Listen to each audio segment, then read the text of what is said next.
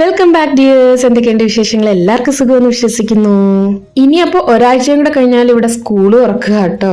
അപ്പോൾ നമ്മൾ ഒരു മാസമായിട്ട് റെസ്റ്റ് ആയിരുന്നു. ഇനി വീണ്ടും സ്കൂൾ ജീവിതത്തിലേക്ക് തിരിക്കണം. അപ്പോൾ അതെ, ഞാൻ നിങ്ങൾക്ക് രാവിലെ തന്നെ ഒരു കാര്യം കാണിച്ചു തരാമേ. ഇവിടെ ഫുൾ കോട, സമയം തെറ്റി വരുന്ന കോടമഞ്ഞെന്ന് നമുക്ക് വേണമെങ്കിൽ പറയാം. കാരണം നമുക്ക് വിന്റേഴ്സിലല്ലേ സാധാരണ കോടമഞ്ഞ്. ഇത് കുറേ നാൾക്ക് ശേഷം ചൂട് തുടങ്ങിയപ്പോൾ വീണ്ടും കോടയും മഴയും. തലേദിവസം നല്ല മഴയായിരുന്നു. അപ്പോൾ അതിൻ്റെതായിരിക്കും നമ്മുടെ കാട് വരുന്നുണ്ട്. ഫുൾ വീണ്ടും അവർ കവർ ചെയ്ത്. ചെറിയൊരു തണുപ്പുണ്ട്, അങ്ങനെ കിടുങ്ങുന്ന തണുപ്പൊന്നും ഇല്ലെങ്കിലും മൊത്തത്തിൽ മൂടിപ്പിടിച്ച് കിടക്കുന്ന ഒരു അന്തരീക്ഷമാണ് ഇന്ന് രാവിലത്തെ കണി. ബ്രേക്ക്ഫാസ്റ്റ് ഇഡ്ലി മാവ് അരച്ചത് പൊങ്ങിയിട്ടുണ്ടായിരുന്നു, അതും ചട്നിയുമാണ്. ഞാൻ പിന്നെ നിങ്ങൾക്കെല്ലാം ഇന്ന് സ്പെഷ്യലായിട്ട് പെട്ടെന്ന് ഉണ്ടാക്കാൻ പറ്റുന്ന, നമ്മുടെ കൊച്ചുങ്ങൾക്ക് അവരുടെ ഫ്രണ്ട്സിനൊക്കെ ഉണ്ടാക്കാൻ പറ്റുന്ന ഒരു പുഡിങ് കാണിച്ചു തരാം. അതിനായിട്ട് പാല് ഞാൻ കുറച്ച് തിളപ്പിച്ചിട്ട് തണുത്ത പാലിൽ കുറച്ച് മാറ്റി വെച്ച് അതിലേക്ക് നമ്മുടെ കസ്റ്റേർഡ് പൗഡറാണ് ചേർത്ത് കൊടുക്കുന്നത് കേട്ടോ. ചൂടുപാലിലോട്ട് ചേർത്താൽ അത് കട്ട പിടിച്ചു. അതുകൊണ്ടാണ് തണുത്ത പാലിലൊന്ന് കലക്കിയിട്ട് നമ്മുടെ തിളപ്പിച്ച പാലിലേക്ക് ഒഴിച്ചിട്ട് പെട്ടെന്നൊന്ന് ഇളക്കി കൊടുക്കുക. അത് കുറുകി വരും. അപ്പോൾ കുറുകി ഒരു 3-4 മിനിറ്റ് കൊണ്ട് തന്നെ കുറുകി ഒന്ന് വെന്ത് വരും. ഇതിനകത്തേക്ക് മുട്ട എസൻസ് ഒന്നും ചേർക്കണ്ട കേട്ടോ. വെറും 4 ചേരുവ എന്ന് പറയാം. പാല്, കസ്റ്റേർഡ് പൗഡർ, പഞ്ചസാര, ബ്രെഡ്, ഇത്രയും മതി. ഞാനിത് ബേക്ക് ചെയ്താൽ ഉണ്ടാക്കുന്നത്. നിങ്ങൾക്ക് സ്റ്റീം ചെയ്ത് ഉണ്ടാക്കാം. കസ്റ്റേർഡ് കുറുക്കി വരുമ്പോൾ അതിലേക്ക് പഞ്ചസാരയും കൂടി ഇട്ട് ഒന്നും കൂടെ ഒന്ന് കുറുക്കി തീ ഓഫ് ചെയ്യുക. ചൂടോടുകൂടി തന്നെ ഞാൻ 3 പീസ്, എൻ്റെ കയ്യിൽ ബ്രൗൺ ബ്രെഡ് ആയിരുന്നു, വൈറ്റ് ബ്രെഡ് നിങ്ങൾക്ക് ചേർത്ത് കൊടുക്കാം കേട്ടോ. ചേർത്ത് കൊടുക്കുന്നുണ്ട്. 3-4 പീസ് നമ്മുടെ പാലിന്റെ ക്വാണ്ടിറ്റിയിൽ അനുസരിച്ച്. അപ്പോൾ എൻ്റെ പാലിന്റെ ക്വാണ്ടിറ്റിയിൽ ഞാൻ അടപ്പ് കഷ്ണം ഉണ്ട്, നല്ല കട്ടിയായിരുന്നു. അപ്പോൾ അതൊന്ന് ചേർത്തിട്ട് ഒരു 2-3 മിനിറ്റ് കൊണ്ട് തന്നെ അത് കുതിരും കേട്ടോ. അപ്പം സ്പൂൺ വെച്ച് ഇന്ന് ആക്കിയാൽ അരയ്ക്കൊന്നും വേണ്ട. ജസ്റ്റ് ആ ചൂടോടുകൂടി തന്നെ അങ്ങനെ വെച്ചിട്ട് ബേക്കിംഗ്. ഞാനിപ്പോൾ ബോറോസിലിന്റെ ഒരു ഗ്ലാസ് ബൗളാണ് എടുത്തേക്കുന്നത്. അതിലേക്ക് ചൂടോടുകൂടി തന്നെ അതേ ആവി പറക്കുന്നുണ്ടോ ഒഴിച്ചു കൊടുക്കുക. ഒന്ന് ടാപ്പ് ചെയ്യുക. ടാപ്പ് ചെയ്യുമ്പോൾ തുണി വല്ലതും നല്ല കടി വെക്കണം ഈ ബോറോസിൽ, അല്ലെങ്കിൽ പൊട്ടി തകർന്നു പോകും. ചൂടും കൂടെ ആയതുകൊണ്ട് ടാപ്പ് ചെയ്യണത് മസ്റ്റാണ് കേട്ടോ, അല്ലെങ്കിൽ ഒരു ഈവൻ അത് കിട്ടത്തില്ല. അപ്പോൾ ഒന്ന് ടാപ്പ് ചെയ്തിട്ട് നമ്മുടെ മൈക്രോവേവിൽ ഞാൻ ഇപ്പോൾ എൻ്റെ ഒരു അവനിൽ ഒരു 160 ഡിഗ്രിയിൽ 30 മിനിറ്റ്സ്, അതായത് പ്രീ ഹീറ്റ് മൊത്തത്തിൽ 30 മിനിറ്റ്സ് ചെയ്തിട്ട് 20 മിനിറ്റ് കൊണ്ട് ബേക്ക് ചെയ്ത് കിട്ടും. ബേക്കിങ്ങിനാണ് നല്ല ടേസ്റ്റ് കേട്ടോ. നമ്മൾ 30 മിനിറ്റ് കഴിഞ്ഞ് തുറന്നു നോക്കുമ്പോൾ നല്ല ബ്രൗൺ ഒരു ലെയർ മുകളിൽ വരും കേട്ടോ. അപ്പോൾ ഈ ലെയർ വന്നില്ലെന്നുണ്ടെങ്കിൽ ഒരു 5 മിനിറ്റോ അല്ലെങ്കിൽ 10 മിനിറ്റോ കൂടെ വെക്കുമ്പോൾ നല്ലതായിട്ട് ലെയർ വരും. ഇത് വേകാനും അതായത് കുക്ക് ചെയ്യാനും താഴോട്ടില്ലല്ലോ. അതേ ടെക്സ്ചർ കണ്ടോ, അല്ലെങ്കിൽ കിടിലവാ. ഇതിന്റെ ടേസ്റ്റ് എനിക്ക് പറയാതിരിക്കാൻ വയ്യ. പൊളി ടേസ്റ്റ് ആണ് കേട്ടോ. ഇത് ചൂടോടുകൂടിയും കഴിക്കാം, തണുത്തിട്ട് കഴിക്കാം, ഫ്രിഡ്ജിൽ വെച്ച് അങ്ങനെ തണുപ്പിക്കണമെങ്കിൽ അങ്ങനെയും കഴിക്കാം. ഏത് രീതിയിലും കഴിക്കാൻ പറ്റുന്ന കിടിലം പുഡിങ്. ആകെ 4 ഇൻഗ്രീഡിയന്റ് ഉള്ളൂ ഇതിനകത്ത്. പിള്ളേർക്കൊക്കെ ഒരുപാട് ഇഷ്ടപ്പെടും. അവരുടെ ഫ്രണ്ട്സൊക്കെ നമ്മുടെ വീട്ടിൽ വരുമ്പോഴും അവർക്ക് ഉണ്ടാക്കി കൊടുക്കാം. ബർത്ത്ഡേ പാർട്ടിയോ എന്തെങ്കിലും പാർട്ടികളൊക്കെ വെക്കുമ്പോൾ പെട്ടെന്ന് ഉണ്ടാക്കാൻ പറ്റുന്ന ഒരു പുഡിംഗ് ആണ്. മൈക്രോവേവിൽ, അതായത് നമ്മൾ കൺവെക്ഷൻ മോഡിൽ ഒന്ന് ബേക്ക് ചെയ്തെടുക്കുമ്പോൾ അതിന് കുറച്ചും കൂടി ടേസ്റ്റ് ആണ്. അല്ലെങ്കിൽ ആവി കയറ്റിയാലും എടുത്താൽ മതി. എങ്ങനെ വേണമെങ്കിലും നമുക്ക് ഉണ്ടാക്കി കഴിക്കാവേ. രാക്കേതേ ഓഫീസിലോട്ട് പോയിറങ്ങാണ്. അങ്കു സുഖമായിട്ട് ഒരു മാസമായിട്ട് വീട്ടിൽ തന്നെയാണ്. ഇനി സ്കൂളിൽ പോയി തുടങ്ങുമ്പോഴാണ് അവൻ്റെ മടി തിരിച്ച് വരാൻ പോകുന്നത്. അപ്പോൾ രാക്കെ ഇറങ്ങാൻ നേരം ചെറുതായിട്ടൊന്ന് മഴ ചാറിയിട്ടുണ്ടായിരുന്നു കേട്ടോ. അപ്പോൾ കോടയൊക്കെ മാറി ഒന്ന് തെളിഞ്ഞു. മഴക്കാറാണ്. ചൂടുമല്ല, തണുപ്പുമല്ല, പുഴുക്കുമല്ല, അങ്ങനത്തെ ഒരു കാലാവസ്ഥ. എന്നാലും വലിയ കുഴപ്പമില്ല. അപ്പോൾ നമ്മുടെ ബ്രേക്ക്ഫാസ്റ്റ് ഇന്ന് ഇഡ്ഡലിയും ചട്നിയായിരുന്നെന്ന് ഞാൻ പറഞ്ഞല്ലോ.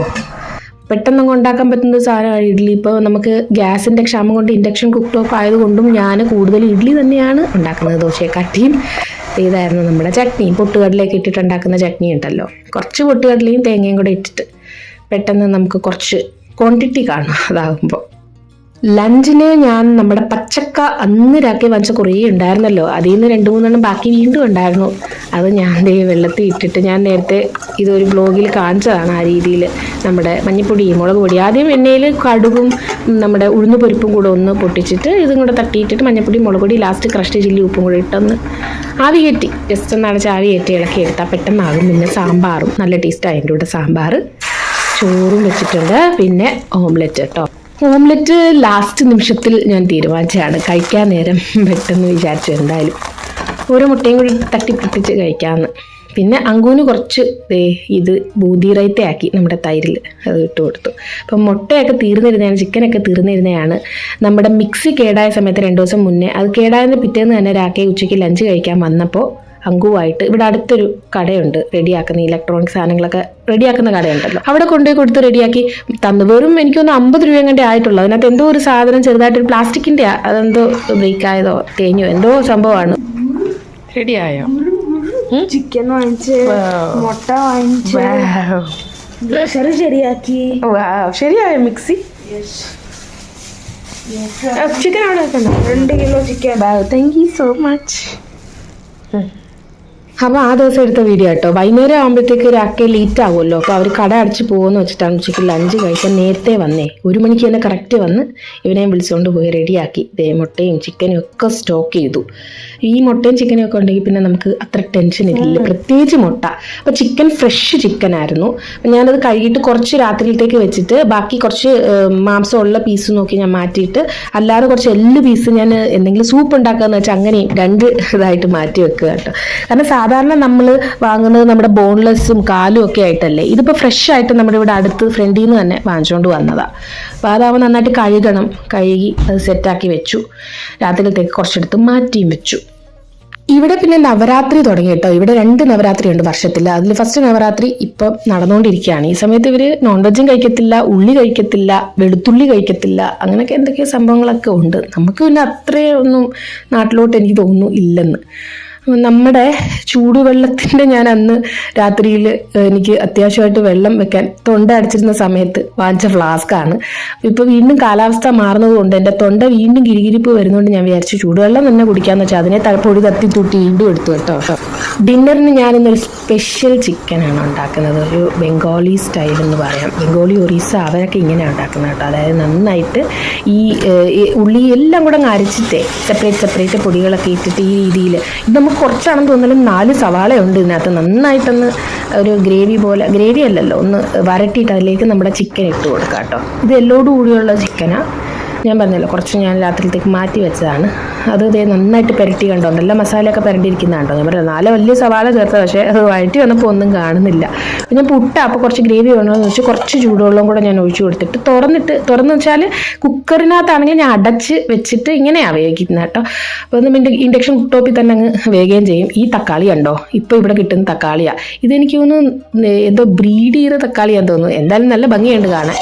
2 കുഞ്ഞു തക്കാളി അതിൻ്റെ 2 എണ്ണം ഒന്ന് പകുതി വെന്ത് വന്നപ്പോൾ അതിലേക്ക് മുറിച്ചിട്ട് കൊടുക്കാം. വീണ്ടും ഒന്ന് അടുക്കി പിടിക്കാതെ ഒന്ന് ഇളക്കി കൊടുത്താൽ മതി. എന്നിട്ട് അടച്ച് വീണ്ടും സെറ്റ് ചെയ്ത് ആവശ്യത്തിന് ഉപ്പൊക്കെ നോക്കിയിട്ട് തിളച്ച് വരുന്നുണ്ട്.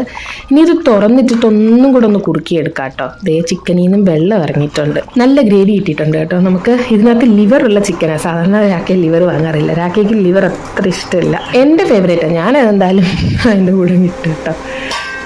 ചിക്കൻ കറി റെഡി ആയിട്ടുണ്ട്. സൈഡിൽ കൂടെ നമ്മുടെ പുട്ടും ലിവറൊക്കെ പൊങ്ങി കിടപ്പുണ്ട്. പക്ഷേ കാണുന്നുണ്ട് രാക്കയ്ക്ക് കുഴപ്പമൊന്നുമില്ല, പക്ഷേ രാക്കയ്ക്ക് കഴിക്കത്തില്ല. എനിക്കിഷ്ടമാണ്. അങ്കുവിനും വലിയ താല്പര്യമില്ല, അവനും പീസ് തന്നെയാണ് ഇഷ്ടം. ഇത് നമ്മുടെ അങ്കുവിൻ്റെ ആനുവൽ ഡേയുടെ കാർഡാണ് കേട്ടോ. അപ്പോൾ ഇതിനകത്ത് കാണിക്കുന്ന ഈ ഡ്രാമയിൽ നമ്മുടെ അങ്കു ഉണ്ടായിരുന്നു. അവനിങ്ങനെ കൈ ഒടിഞ്ഞത് കൊണ്ട് പിന്നെ അവന് പോകാനും പറ്റിയില്ല. അപ്പോൾ അവരുടെ മാം നമുക്ക് കൊടുത്തു വിട്ടതായിരുന്നു ഇൻവിറ്റേഷൻ. എനിക്ക് വിഷമമുണ്ട് നല്ല, കാരണം അവനൊരു ചാൻസ് മിസ്സായല്ലോ. അത് പ്രാക്ടീസൊക്കെ ഓൾമോസ്റ്റ് നല്ലതായിട്ട് കഴിഞ്ഞിരുന്നതായിരുന്നു. അപ്പോഴത്തേക്കാണ് ഈ സംഭവം. പോട്ടെ, സാരമില്ലല്ലേ. അപ്പോൾ ഇന്നത്തെ വീഡിയോ ഇതൊക്കെ ഉള്ളൂ. മറ്റൊരു നല്ല വീഡിയോ ആയിട്ട് കാണുന്നത് വരെ എല്ലാവർക്കും thank you so much. Bye bye dears.